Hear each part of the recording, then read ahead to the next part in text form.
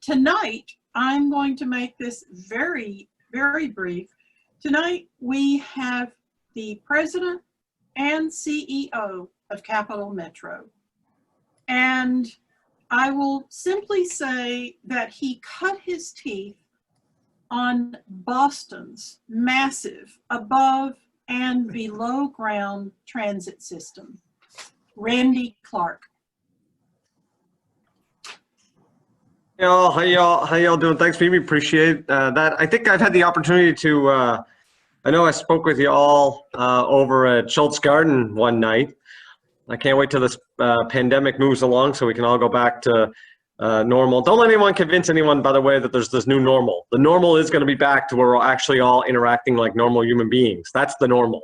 And we can't all wait to actually do it. This fallacy that the world's changing forever is, to me, not true. We are humans, we're social, and I look forward to a future Sierra Club event, and we can come and talk about electric buses and trains and all the good kind of stuff that we're trying to help the environment. So appreciate all that you do. Jackie Nierenberg is with me. Jackie, many of you probably know Jackie. She's our community engagement manager, just a fantastic person. I have the honor of kind of representing our amazing staff that does a great job in the community every day. They're the ones that do all the hard work. The men and women that wake up 2 in the morning to get a bus pulled out at 4 o'clock, and people like Jackie that do public meetings here at 7 o'clock at night, 6 days a week. So thanks for the opportunity to talk with you today. As you notice, we went into mute and took our video off related to the election. It's campaign season. We're government staff employees, so we have no conversation related to the election.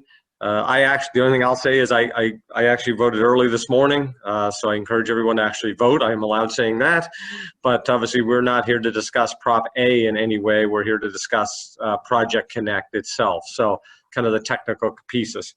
So with that, we're going to put up a little slide deck. We'll go through it. My understanding is you want us to kind of do a run through. Jackie can get this deck over to you all and get it all set out, because I'm sure you have a lot of members that weren't able to make it as well. And then I can, and I think because of the size of the group, and I think some of you have seen some of this before, I'll go through it in a relatively quick way. I know I talk fast already, being a Northeast guy, even though I actually grew up in Canada. That's a whole different story for a different day.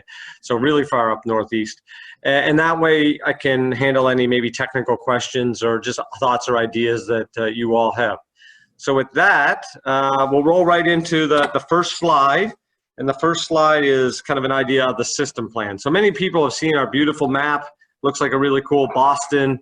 And yes, I've Boston, New York, but yeah, I had the privilege of being one of the senior management team in Boston during horrendous snowstorms, during Boston Marathon bombing, terrorist attack. Moves about 1.25 million people a day. Very complicated system. And when I left, one of my jobs was maintaining 100-year-old tunnels. So I would love the opportunity to build brand new tunnels versus 100-year-old tunnels. I'll tell you that. But kind of a big system to learn a lot. The system plan here that we're proposing in the Project Connect expansion is both more rail, different types of rail, both light rail, commuter rail, a lot more bus, a lot more improvements to our regular bus and metro access, which is our demand response, people with different abilities to get around, more technology, more park and rides, and more commuter bus. The ones I'll highlight quickly and the ones that people are spending the most amount of time thinking about are the orange and blue line. The orange and blue line are light rail lines. And the orange line will run, ultimately the full bill would be Tech Ridge down to Slaughter. The initial segment is North Lamar Transit Center, which is 1A3 North Lamar down to Stastny. So really, our board chair, Wade Cooper, says it's the best. It's the main street of Central Texas. You got Mopac on one side, I-35 on the other, and we'll actually move the equivalent volume right down the middle of the city, but in a much more obviously environmentally friendly and connected urban way. It goes through all the major activity centers of our city. I am convinced that the day that opens, the Orange Line would be one of the best light rail lines in North America. It is just perfection for light rail, for all the activity, the people that live on it, that work on it, that play on it. It is really set up to be a fantastic line. The blue line runs from the airport integrated to an airport expansion plan, kind of a little bit like you might see at National Airport in DC, really integrated in, get your bag, walk across, get on a train kind of deal. The blue line would then run down Riverside, cross a new bridge around the Statesman site, that development, onto the north side, and then run to the Convention Center down 4th Street approximately to Republic Square Station. It would then take a north hook and run along the orange line. So same tracks, signals, power systems, but what we call in our geeky world interlining. It would run from Republic Square up to 183 as well. So in that section, which is the highest demand ridership of the entire region, you would have trains running at 5-minute intervals, and the other sections, they'd be running at 10-minute intervals. And obviously we could adjust that based on frequency, based on demand and special event management, things of that nature. The part that, there's a tunnel component of this as well. And I know you mentioned the underground section. So that would be kind of a little part on Trinity going up towards Convention Center. There we want to have underground where the blue line would be, ultimately the gold line. We'll start off as bus rapid transit from ACC Highland down to the Convention Center, but that piece would be underground. 4th Street kind of area would be underground, and then Republic Square up to probably in the 15th to 14th in that street range would be underground as well. We'd have 3 underground stations in the downtown, and then the last component of underground is determining how we go south. The NEPA process will finalize that. We'll either go to Cesar Chavez and bridge across the lake, or the other option is tunnel the lake and come up on the other side of Auditorium Shores towards South Congress. Both of those options will be studied through the final NEPA phase to determine what is environmentally, fiscally, and transit-wise the best way to do that other segment. And that's what the value of the whole NEPA process is about. So that'll be the tunnel section. The red line, we have some improvements, a new rail station at the McCullough Place, which is the new MLS soccer station, and the green, and a couple double tracking segments. The really idea is to get the red line finally to the level of quality that it was envisioned at. I'll be honest with this group, I said it pretty openly before, the red line was built on the cheap, and when you build something on the cheap, you get the results of it. We're finally at the point where the red line's turning into the capable line it is. We want to be running minimum 15-minute service, ideally a little faster, and some other stuff too, bi-directional and getting to better stations. We're actually, next week, we're going to announce and do a ribbon cutting at our downtown station outside the Convention Center. We'll be doing a grand opening for that hasn't been kind of said publicly yet, but we're ahead of schedule and under budget, and we plan on doing a ribbon cutting next week. It's beautiful, 3 tracks, 2 platforms, big open community plaza, and it's being built to also handle a future green line. So both rail lines would come in there, and then underneath would be the blue line. So it would act as a multi-line station, fully integrated infrastructure. The green line would go from downtown. It would run out to Colony Park. We already own that right-of-way and tracks. We run freight on that already today. It would serve the East Austin area, then the Eastern Crescent.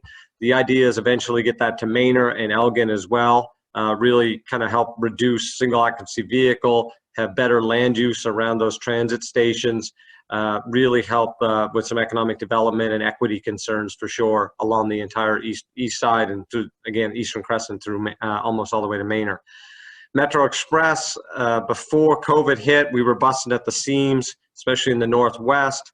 We want to do more park and rides and Metro Express commuter bus service, and we have some more locations. One of them would be down towards the Wildflower Center. We've been working with them very closely because they have some parking issues. So maybe, how do we do joint infrastructure so we get the best value out of doing infrastructure without multiple people doing multiple projects? So both cost and kind of environmental footprint. And then there's some others out 2222. We got to expand Howard Lane, and there's some others as well. We got some money put in there for Metro Bus to put more shelters and shade out at a lot of places. And Metro Access, this, again, our demand response service. We know our community is aging, and we want to definitely build the capacity to handle more demand response trips. especially for individuals that will really have no other mobility service in our community. We have to do a bunch of new maintenance facilities to do all that work, more neighborhood circulator zones as well.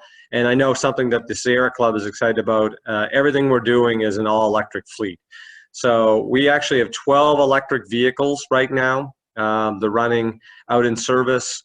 40-foot and 60-foot. 60-foot are the first 60-foot electric vehicles in Texas. There's only about 6 or 7 other agencies in the country that have them. We actually have a ribbon cutting this Friday, so publicly we haven't announced that yet either. I think that's going up tomorrow. So you get all the good stuff here.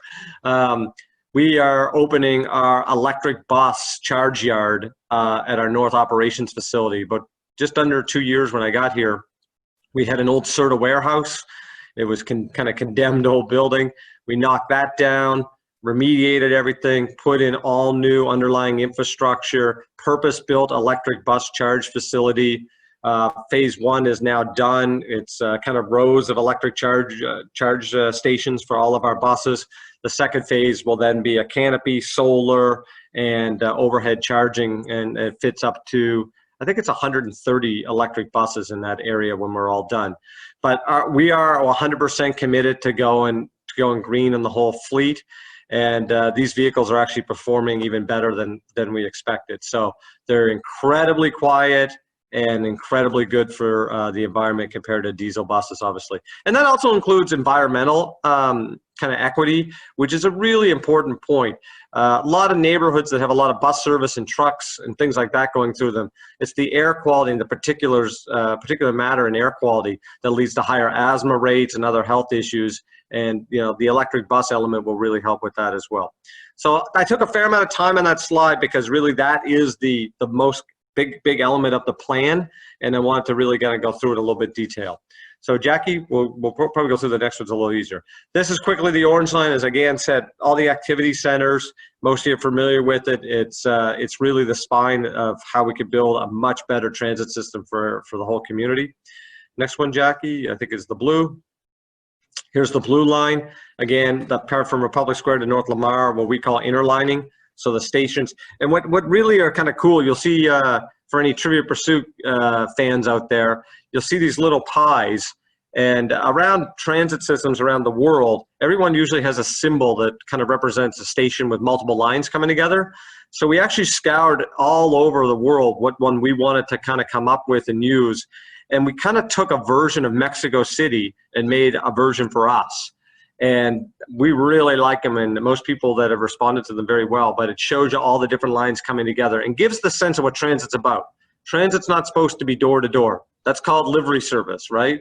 Transit is connecting things together. And that's what this shows. There's all these lines connecting together. So both downtown station over by Convention Center and then Republic Square will really be our grand central, bringing so many lines together and tens of thousands of people a day moving through there. Next one, Jackie, I think is our green line, thank you.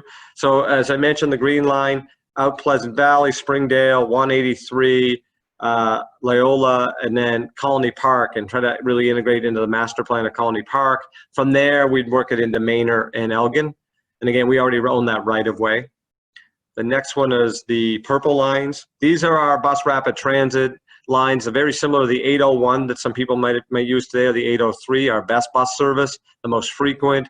Again, all electric vehicles, mostly 60-foot vehicles, signal priority. Stations are a little further apart because the service could run faster. A little bit better technology on the vehicle, a little bit better bus stop as well, because again, trying to attract more people to a little bit of a better service, if you will, and then the local underlies all that. The three that we're concentrated on for this initial build out would be Expo line, so Expo Center into downtown.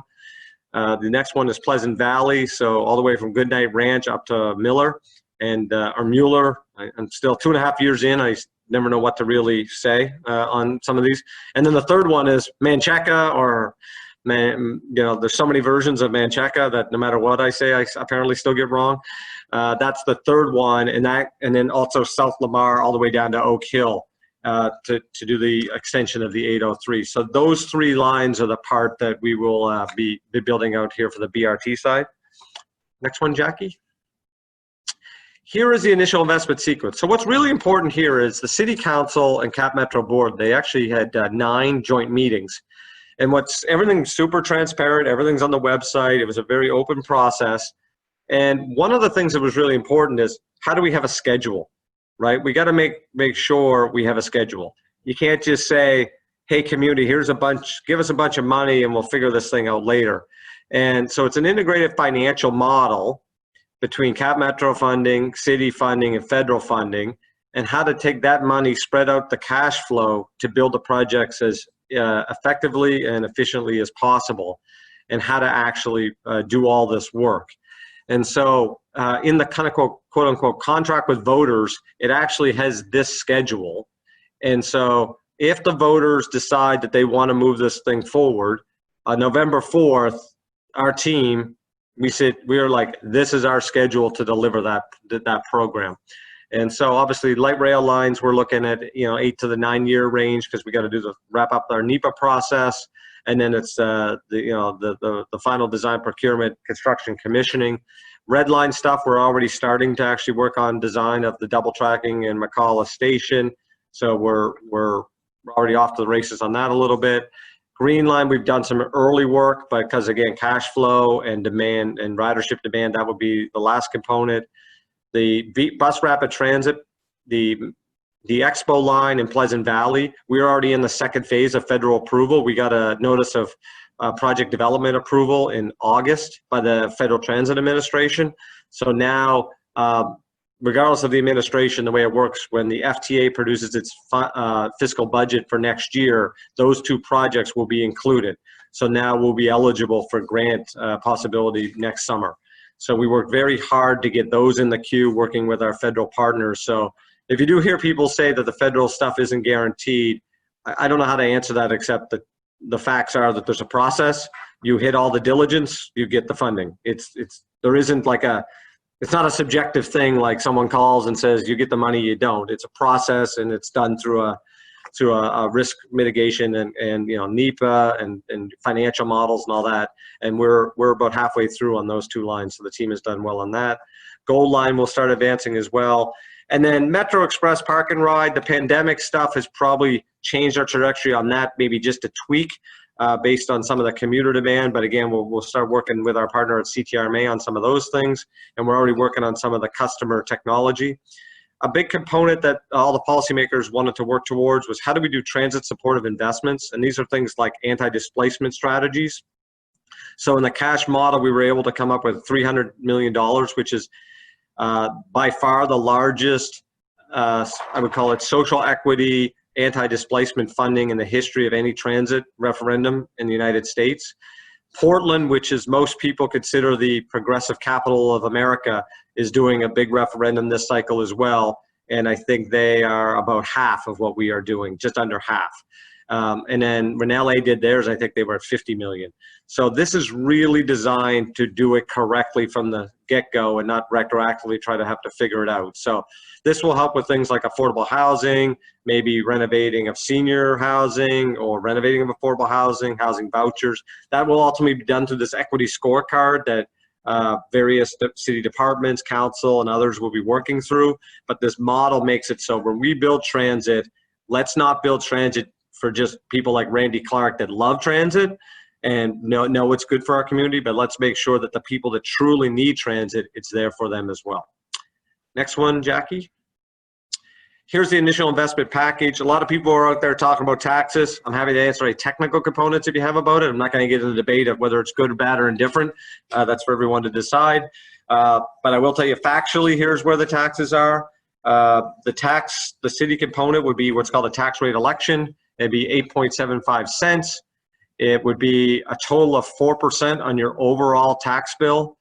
Again, 4% on your overall tax bill.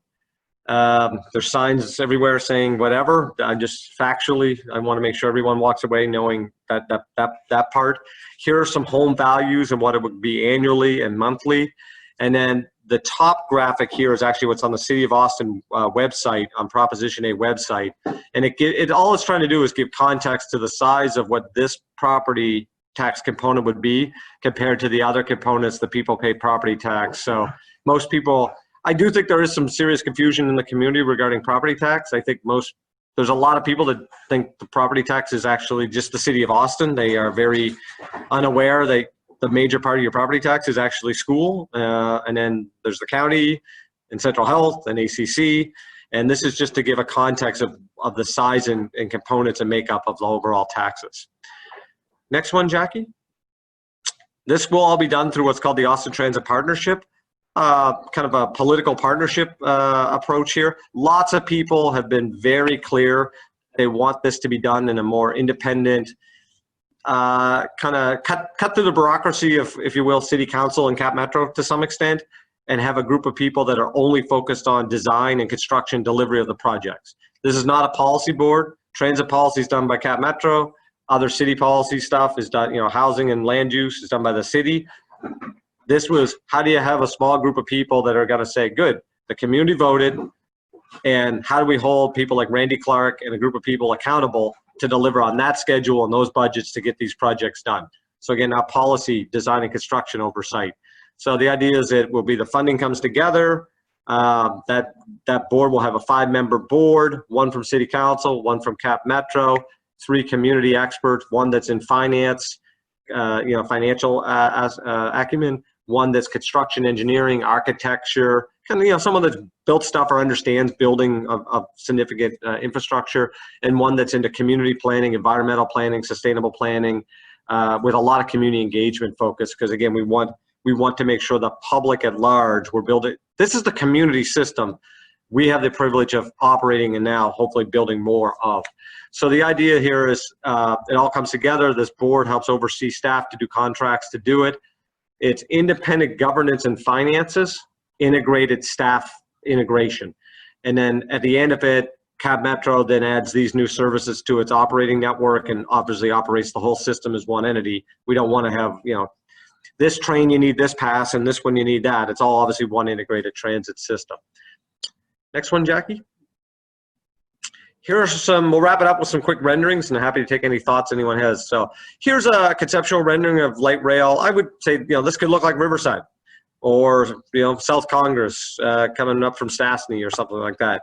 The right-of-way in a lot of our corridors is a lot wider than people realize. It's in a lot of ways just really, really horribly laid out. They're old Texas highways is what they are, and they've kind of been operating as old Texas highways now in an urban environment. So there are some places that are narrow, and we're going to have to do some creative things, and whether that's acquire, 4 or 8 feet on one side or work with someone on their property. We may have to do some parking. We may have to do some left-hand turn management. But there's other chunks that are like this. But the idea here is, how do we still have flow of vehicles? How do we have bike lanes? How do we have really good, high-quality sidewalk, good, clean infrastructure that way? Ideally, tree canopy, as many places as we could have it. Trees are important for water management, but more importantly, in Texas, when it comes to urban environment, they're really good for shade, to keep people out of the heat, especially when they're walking to retail or going to transit. I've been fortunate to go to Singapore multiple times. Singapore has an amazing tree canopy and a very hot climate. And how can we kind of replicate maybe some of that kind of thing? We're a green city, and how do we do maybe even more of it on our urban corridors? We may be even also looking at some green infrastructure on the right-of-way itself in between the tracks. There's a couple places around the world now that are doing grass inside the track. And there's a couple places that might even work for us, water management and kind of breaking out the concrete aspect of the concrete jungle a bit. But this is a good idea of what, visionary, where we're trying to go in a lot of areas. Next one, Jackie. This is Republic Square. So underground, we want Republic Square to be like a Grand Central. And what you'll see here are these, what we call platform screen doors. So the entire side is sealed in. So a lot of you have probably been to an airport where you go on a people mover. Same concept, and it's a double door, so this door will open, then the train door will open. So what's great about that is no one can get inside on the track, so very big safety element. And the other element that we want to go for is that allows you to have an environmentally controlled area, i.e. in Austin, air conditioning. So no one wants to be underground in August in Austin. Most people don't want to be in Austin in August, so they certainly don't want to be underground. And so what this allows us to do is have a beautiful air conditioning area. And some people say to me, well, Randy, that looks like an airport. And I say, yes. If you go around the world, train stations are quality like airports. But for some reason in America, we've tried to treat transit as cheap.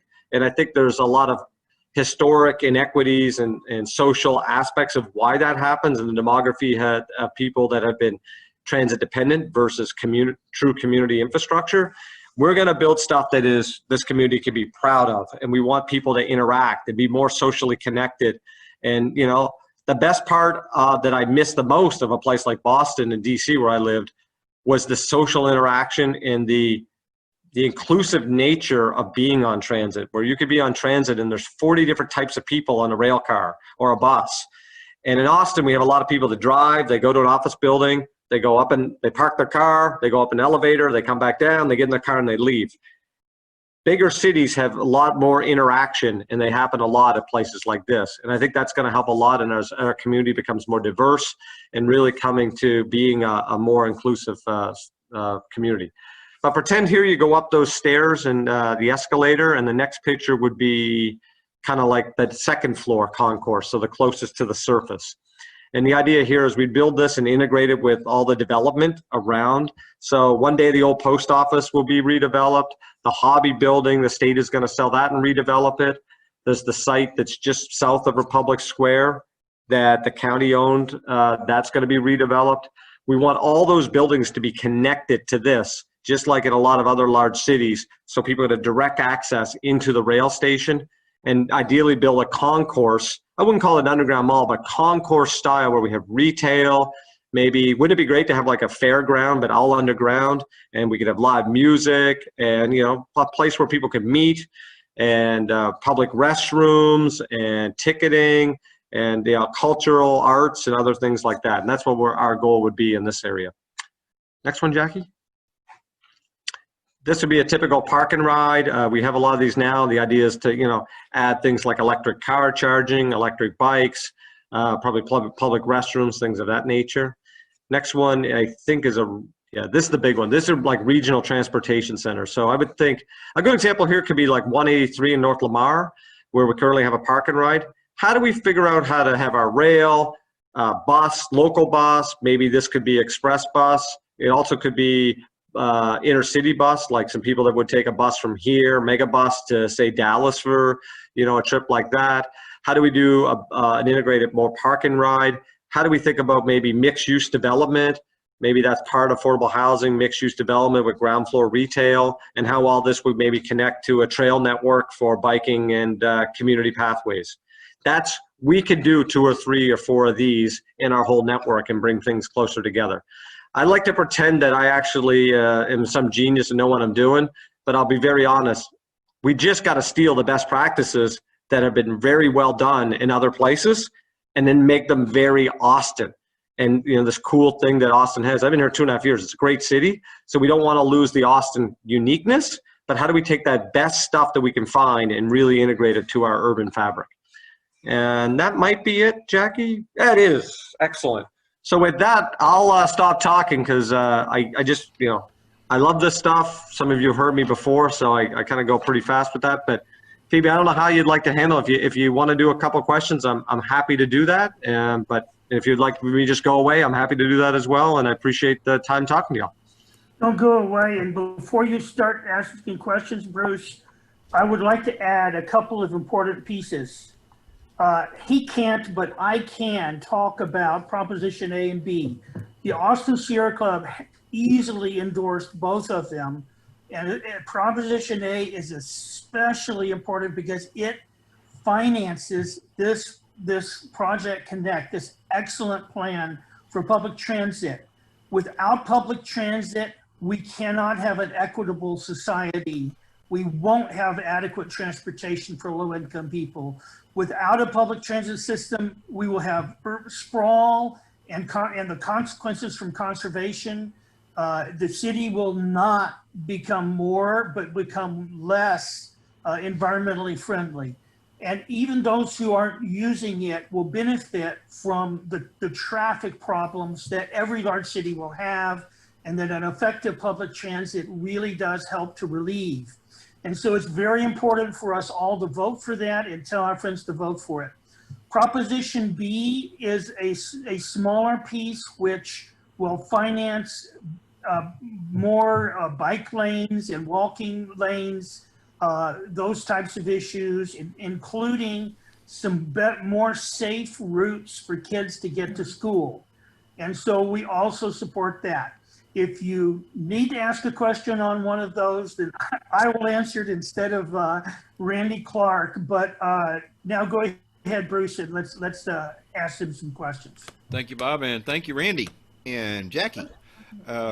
I've got a really interesting question from P. Anthony here that may be a little bit much, but I want to ask it anyway. It's so interesting. If it is too much, we'll go on. If P. Anthony asks, if Prop A fails, will you do an A-B comparison of the Prop A plan with a system of electric minibuses that provides near door-to-door service using artificial intelligence routing that guarantees travel times no worse than 50% more than if self-driven? Well, yeah, we could spend like a lot of time kind of going through that. So I guess here's what I would say to try to answer that the best way I could. You need multiple tools in a toolbox for urban mobility. So we have a version of that in a certain, so we have 7 pickup zones right now that are on demand, run on software, very Uber-like system. We actually have proposed 15 more of those zones as part of this whole program. I didn't get into that. That's listed as neighborhood circulators. Those are really, really good for things like low density neighborhoods, difficult topography areas, places where there's not a really good road grid. So that's where we have a lot of those. The idea that smaller vehicles are going to move 400,000 people in a large urban environment just is not physically possible. So it's a game of geometry. So a good example is Guadalupe, South Congress, Cesar Chavez. These roads are not changing. They are as wide as they're ever going to be. And so we need to get more throughput through our most packed corridors. So a car is a car is a car is a car. So if you have a car that's diesel, it's the same amount of space as a car that's electric. Yes, electric's better than diesel, but it's still not the same space. If you have a car that a robot runs versus someone that drives it themselves, it's still the same amount of space. So on our biggest, most important, already heavily backed up congested corridors, we need to move more human beings more efficiently. And the only thing really in the world that does that are rail vehicles, because they're scalable and can attach, and then you keep the cost down. But I do think that there is a very good point. So I run the Connected Automated Vehicle Committee for APTA, which is our industry trade association. And I'm a big believer in technology. If anything, a lot of the CEOs in our industry call me kind of like the crazy Elon Musk guy. I do believe we'll get into higher level automation of some bus vehicles at a certain point of time. I am a big believer in zero emission vehicles, electric right now, one day probably hydrogen. And I do think in some of these difficult topography areas or low density neighborhoods, things like we're doing a pickup, and eventually I could see those becoming automated. Again, very low speed, kind of, you could see one going through maybe the streets of like a Terrytown, but they're not going to work in a truly dense urban environment to move the volume of people. I mean, we're going to be, I think everyone's aware, we're going to be a really big city one day. And we're not that far from being a really big city. We're going to have 4 million people here in the region by 2040. So that's how I would answer that the best I can answer from a technical point of view. Cool, Randy. That question brought some really cool information out of it. That's a cool conversation. Yeah. Let's see. And everybody, I'll put your questions in the chat box. Hover over the bottom of your screen. There's a little chat icon down there. Let's see. Craig Nazer asks, will there be a bridge over the red line at the McCalla site soccer stadium? A bridge over the, we're actually working with them right now on design. Realistically, we wouldn't want to be aerial there. Aerial causes pretty significant issues so you got to straight, sorry, the screen goes in and out because I'm doing this virtual thing. So, this is the track. To get aerial, you have to go way out because you have a slope of ADA ramps, right? Or you have to go elevators, and elevators mean long-term big costs and other issues. So we think we'd be safe enough to have at-grade crossing there, and we're working closely with them to think through that design. But no matter what, the principle is safety is always the most important for us around rail tracks, for sure. Cool. And if legislation passed by a new administration provides much more money for public transit projects, could Project Connect make use of more money than currently planned? Yes, we can. Actually, I didn't mean it that way. That sounded political because someone else used to have a term that used to say, yes, we can. So as soon as I said it, I didn't mean it that way. But yes, so our program has other elements that are not funded through this, right? So there's always more projects that are in the overall project plan. So for instance, if there's people in Congress that are trying to pass a bill to get federal share back to 80%. So if that happened, obviously, then the gold line, which we were going to go bus to rail, you could do that earlier. You could do the orange line extensions earlier. There's lots of things that you could do as that happens. So, I don't know what's going to ultimately happen there on the federal side. The federal program that does transit is actually probably realistically the best infrastructure program in the entire federal government. The way it's set up, it's incredibly bipartisan supported. The last 2 years, this current administration actually tried to zero out the transit budget, and then bipartisan support added the most money. The last 2 cycles has the most money in the history of transit infrastructure in the country. The challenge we have is that there's more cities now wanting that funding, obviously. And so it's not a question of whether we can get the money. I know some people are very concerned, like, what happens if we don't get the money? The money will happen. You got to go through the process. And the two most important elements to get the funding are you have to complete NEPA. So your National Environmental Protection Act, right? You got to go through your NEPA process, and then you have to show local match. You can never get federal funding until you say our local community says we're going to put skin in the game. So when you get those 2 things, you just go through the process. A good example, like San Francisco BART just got a grant in August for about $1.1 billion, I think it is, give or take, for one of their big projects. Minneapolis just got about $800 million for one of theirs around August as well. So you could see them all, and Jackie could send out the slide in the deck in the last 2 or 3, 4 years of all the big cities that just constantly get these programs. Our friends in Dallas just got one not too long ago. Last fall, Houston Metro passed a referendum. They actually estimated the federal share higher than us. We think we're being a little more conservative than they did, but they'll be going through the process to do a couple more federal grants as well. So, we'll see what happens. Obviously, the federal government needs to get its act together on infrastructure. Both parties, they keep talking about funding infrastructure, and they gotta solve it. And that's not just for transit; it's for highways, it's for ports, it's for broadband, it's everything. And they got to get their act together. And kind of everyone knows it too. Cool. Let's see. Okay, you guys give me some questions in the chat box, and I will spit out one of mine. What is the deal with the 24% thing? I cannot find any data. I can figure it out, but I can't find any data. All I hear is propaganda. I guess that's a question for me, but so I would. Yeah. Jackie Hayes showed the slide up, so I think what there's confusion of is. The Project Connect by itself has about a 24% increase on the city portion of your overall tax bill. Okay. That's what I thought it was. I just couldn't find any numbers to do it. Yeah. So the way we tried to show all that was what we think is the most accurate description, which is the bill, your bill. So if you go to dinner, as an example, and someone raised your taxes, and what would your bill be if you came out of dinner? It's 4% on your overall tax bill. Right. There are some people that are trying to have Prop A, Prop B, plus the money that the city raised for the regular general fund all together. And I think some people are trying to do that to say it's a higher number. But again, I have nothing to do with the campaign. So I kind of think all I know is factually it's 4% of your overall tax bill. That was all run by the city finance department, and with the median averages of what it is. Good, thank you. Let's see. My next, the EIS schedule, the NEPA process. You got 2 years for that?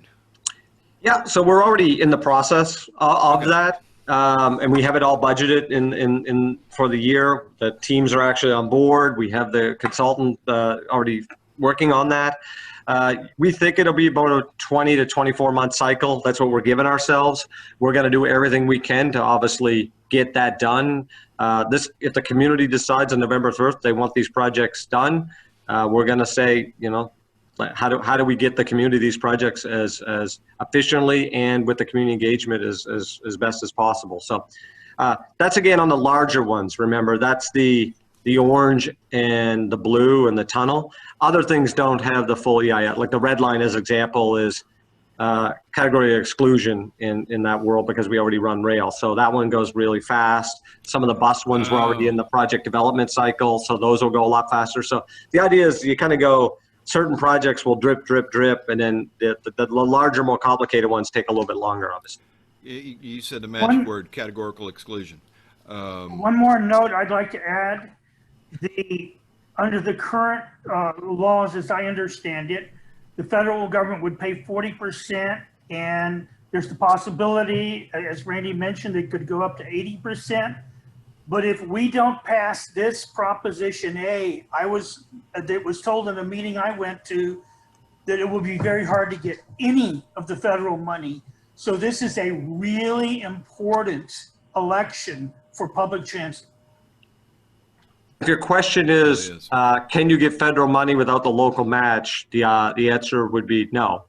So like if the community decides not to move forward on this, you wouldn't be able to go get a grant for the orange and blue line as an example because you're not showing a local match contribution. Cool, thank you. So same thing, like in 2016, a good example, like again, I mentioned Houston Metro. In 2016, to give you a size actually of some cities, in 2016, LA passed what's called Measure M, and they passed a $120 billion infrastructure program. And then they took that, and now they're going to leverage, billions and billions and billions of dollars of federal money. Seattle did their vote for their part of a $27 billion program. So Minneapolis has done their, so the way it works is like, if you come out of the Northeast where I came from, the community doesn't vote, right? Like there's no direct voting in the Northeast like we have down here. So the governor and a board would make that decision, and they dedicate that money in the capital plan, and then it's done. Down here, we do, Sunbelt style, we do community votes. So you either need a pledge by, your leading authority on how it works, or you need it by the community from a vote, depending on your governmental structure. Are y'all going to go ahead and complete the NEPA process if Prop A fails? I think we'll have to have a serious conversation with our policy board on how we would spend funding and what the value of doing parts, maybe some or parts or all of different parts of that would be. Okay. Anita Knight asks, I cannot vote on Connect as a resident of Westlake Hills. Why is it this a county-wide vote if we have future benefits to from the airport, et cetera? So this is a city contribution to build projects inside the city of Austin. So it's a city vote to designate city taxes. I think one day we're going to have to become a region and start acting like a region. I don't have that authority, power, or ability, but we're going to have to act like an integrated region one day and not be competing as subunits. That's for sure. All right, I've got another one. This is a miscellaneous question, but I like it. How long does it take one of these electric buses to charge? Depends on the size of the bus, how long you're charging it, like how much battery storage you want. So is the bus going out for 3 hours or going out for 6? It draws differently if it's 100 degrees out versus 70.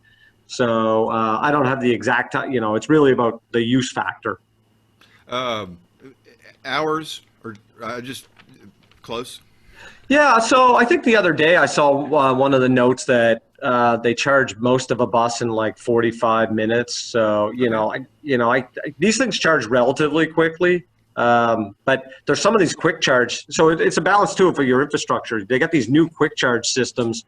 They got this new one in part of the Middle East and one new one in France where they're doing light rail charging, where they could do quick charging in 15 seconds on some batteries. And it's a topper to get you to the next station to top. So again, we want to build the most advanced kind of technology and maybe even work with, there's a pretty large battery manufacturer moving our way that maybe could get integrated to that as well. Maggie Zabala, will they be running 24 hours a day? Just So our setting up the buses? so our system doesn't run a full 24-hour days. We're close. We have some buses at night that run that way. There's very little transit authorities that run 24 hours a day. Even out of Boston, where I was, we had a couple hours of gap. But we run really 24 hours as an operation. But from a revenue service, the trains themselves would probably end sometime depending on a day a week. Like usually Sunday service usually ends before, say, Friday, Saturday service.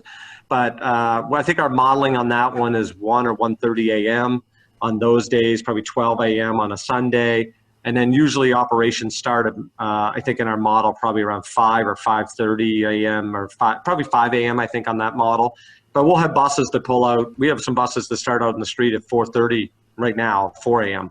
So they hit their time point to start at 4:30, depending on what time. So, and then commuter buses, you start earlier than other buses, depending where you are in the system. So you really, again, it's like the gentleman asked about the size of vehicle. You scale your operations and types of vehicle where people need service, not run everything kind of the same way. Thank you. Another miscellaneous question about the buses, the electric buses. Do you have noisemakers on those things? We do not. So that part of our analysis is to see if we have to add. So Denver had to do that, but they did that specifically because they have that pedestrian mall. Most people are familiar with Denver's pedestrian mall, and there's no other activity there. And they were the first kind of to do that. And they had some kind of safety issues in a couple intersections. We're cautiously optimistic we wouldn't have to do that because, again, these would be kind of all over the city. We're going to have a much quieter urban environment one day when all of our vehicles are not diesel, right? So it's going to be interesting. It doesn't make much sense in 10 years if we are the noisemaker and all these other vehicles making no noise either. So I think that's going to be kind of an urban noise impact analysis of how all these things will work in the future. Cool. Yes, it is going to be quieter. I can't wait till we get the electric planes. I think we got a while to go for electric planes. I don't think I'll be alive to see them. No, it'll be sooner. But this is your show, it's the Bruce and Randy show because nobody is giving me new questions. So, have y'all considered sharing the I-35, the new I-35 crossing, with whichever line it is that comes closest? I'm not sure what that question means, Bruce. I'm sorry. Well, the I-35 improvements, some of them I think have a new bridge over the lake, and others don't. But I mean, is that ever crossed? So I-35, well, we will cross I-35 on Riverside if that's what you're getting at. That's the blue line. Oh no, crossing the lake. No. So we're not going to be in the I-35 corridor, like the right-of-way envelope for I-35. Okay. There's no room. There's no room to do anything there. Quite frankly, it's I prefer not to make too many comments about I-35. Got two of them. No, here's Susan Kleinman. China currently dominates electric bus manufacturing. Would Austin consider buying Chinese buses if they prove to be the best deal? So that's illegal under federal law right now. So our Congress passed a law saying that you can't buy stuff from, basically, you can't buy trains or buses from China. Was it illegal? So we'll see how that evolves. But honestly, we got some great manufacturers right now in the U.S. as well that are quickly being putting together some really good stuff. So in our world, we think we have Buy America clauses to really force spending money domestically on buses and trains and components and things of that nature to make sure we have a domestic industry. Stephen Kinsey asks, and this goes with one of my questions. Jackie, this is rapid fire. This is like, I don't think we've done one of these in a long time. I feel like it's 2 years ago. Oh, this is so Bruce, how about we do like 2 more? How's that? 2 more. My wife just got home from pole working, and I was supposed to have dinner made, and I haven't even started it. How about 2 questions in one? Okay. What is the vision for how people would use this system for the majority of Austinites that live in a residential neighborhood 1 to 3 miles from transit stop? which is my question is, what's the last mile? What's the solution for the last mile? Well, I guess with that, I mean, that's a vague question because what is 1 to 3 miles from a transit stop? So we have bus stops all over the place. So I guess, do they mean a rail stop and they're only thinking rail versus bus stop? So the key of a good urban mobility system is how all the things connect together. So whether it's the, small little shuttles that eventually could be automated to a 40-foot bus, to commuter rails, commuter buses, light rail, they all have to work inside an integrated system. So you have predictability, reliability, speed, and safety. So you might take a bus a mile to get on the light rail to do that. You may take one of those little small shuttles to get to something else. The idea is we also are into bikes now. We've kind of took over the bicycle program. We want to expand that very significantly with electric bikes throughout the whole community. So again, multiple tools in the toolbox to give as many choices. I'll never sit here and tell you that we're going to have every area of this city really well connected to transit. There's parts of this community that have been, I don't want to say purposely, but certainly laid out in a way that they're not ever going to be really well set for transit. I mean, you have to have a certain amount of density for your rail, a little less density for bus, less density from that for your shuttles. But, some people, but honestly, let's be honest, there's some people that live in, if you got 4-acre lots in a certain part of the city, people don't want necessarily transit service there anyway. So the key is, how do we add to the toolbox where lots of people are going to drive cars? Like, you go to Manhattan, the New York City subway moves 7 million people a day. There's still cars everywhere. The key is that we have choices. And right now, we have very little choices in Austin. You can't do almost anything unless you're in a very specific part of our transit network. So you're very car dependent in our community. And that proportionally hurts lower income people even more, because the two things you spend the most money on generally are housing and transportation costs. And the lower income you are, transportation costs proportionally actually goes up even higher. So we just need to create a system that connects more of our community to more activity centers and more job centers, things like that. Bruce, Cool. That's why you don't put a light rail line on 15 corridors. Don't put a light rail line that's going to move a few people down a certain corridor, right? You put your light rail lines to make them the spine, and then you do really good quality bus and then shuttles and all this other stuff, and then constantly try to use innovation and improvement to squeeze more efficiency out of the system. Randy. Bruce, can I thank Randy for his work tonight and encourage him? I hope he has a slow cooker on the back burner for his dinner tonight. But thank you very much, Randy. We really appreciate you spending almost an hour with us tonight. And I really enjoyed it. So thank you, Phoebe, Bruce, Bob as well, and all the good questions. Honestly, I love the questions we got tonight. What an engaged group. And I just want to leave you with, we don't know all the answers, but we're trying to make a really more kind of connected, equitable, environmentally friendly city with the transit system. And I really appreciate those interesting questions, and we'll be more engaged throughout this process. And welcome the Sierra Club coordinating with us. And Jackie is our lead. And from there, kudos and thanks for having us.